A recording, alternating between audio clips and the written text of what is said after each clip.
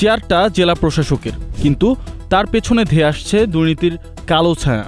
বিশেষ 25 ব্যাচের কর্মকর্তা নুরুল করিম ভূঁইয়া ও তার স্ত্রী মিনারা নাজমিনের অবৈধ সম্পদের খোঁজে এখন তৎপর দুদক। অভিযোগ রয়েছে, উচ্চশিক্ষার নামে দীর্ঘ 8 বছর সপরিবারে যুক্তরাষ্ট্রে অবস্থান করেছেন এই দম্পতি। সরকারি বেতন দিয়ে বিদেশের মাটিতে বিলাসী জীবন আর সন্তানের আকাশচুম্বী পড়াশোনার খরচ সবই এখন দুদকের আতশ কাচের নিচে। অভিযোগের তালিকা বেশ লম্বা। খুলনায় বটিয়াঘাটায় অ্যাসল্যান্ড থাকাকালে অবৈধ ভূমি বরাদ্দ, ঢাকার জোয়ার সাহারায় জমি কেনা এবং ফেনীতে গ্রামের বাড়িতে কোটি টাকার আলিশান অট্টালিকা।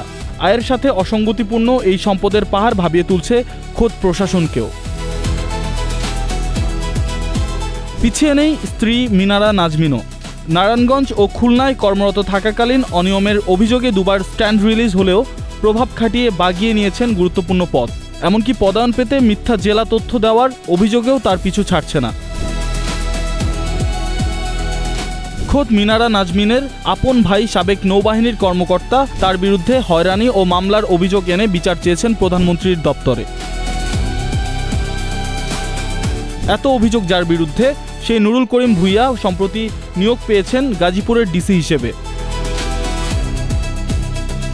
সকল অভিযোগ মিথ্যা এবং ষড়যন্ত্রমূলক জানিয়ে নুরুল করিম ভূঁইয়া জানান, দীর্ঘদিন ধরে একটি চক্র তার পেছনে এ ধরনের কার্যক্রম চালিয়ে যাচ্ছে।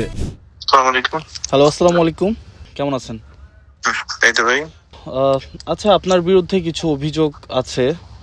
যে অভিযোগগুলি হচ্ছে আপনার মূলত অবৈধ সম্পদ, সরকারি অর্থ আত্মসাৎ, সাথে আরো বিভিন্ন দুর্নীতি কিছু অভিযোগ আছে।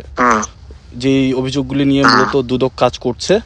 আচ্ছা, তো একটু যদি ভাই বলতেন যে এগুলো বলার কিছু নাই, এটা অ্যাবসলিউটলি রং। কেমন এগুলো নিয়ে বলার কোনো বিষয় নেই, জেনে বলার কিছু নাই, যেহেতু এটা ফলস, রং, বেসলেস। দুদকের তদন্ত কর্মকর্তা সৌরভ দাস বলেন, নুরুল করিম ভূঁইয়া ও তার স্ত্রীর বিরুদ্ধে দুদকের অনুসন্ধান চলমান। অনুসন্ধান শেষে বাকিটা বলা যাবে। নাগরিক প্রতিদিন ইনভেস্টিগেশন সেল থেকে বলছি। হ্যাঁ, বলেন। আচ্ছা, আপনাদের 2025 সালের ডিসেম্বর থেকে একটা অনুসন্ধান চলছে। এটা হচ্ছে আপনার গাজীপুরের বর্তমান যে জেলা প্রশাসক নুরুল করিম ভূঁইয়া। তো এখন আসলে এটা এইভাবে বলার সুযোগ নাই। হ্যাঁ, এটা চলমান ইনভেস্টিগেশন। আপনারা যদি কোনো তথ্য দরকার হয় প্রপার চ্যানেলে কাইন্ডলি জানাবেন। একদিকে দুর্নীতির অভিযোগে দুদকের সারসী অভিযান, অন্যদিকে দাপুটে এই কর্মকর্তা জেলা প্রশাসকের চেয়ারে থাকা পুরো বিষয়টি নিয়ে এখন সচিবালয় থেকে রাজপথ সবখানেই চলছে নানা আলোচনা সমালোচনা। তদন্ত শেষে সত্য বেরিয়ে আসবে নাকি ক্ষমতার দাপটে আবারও পার পেয়ে যাবেন এই দম্পতি, সেটাই এখন দেখার বিষয়। ফারদিন আলম, নাগরিক প্রতিদিন।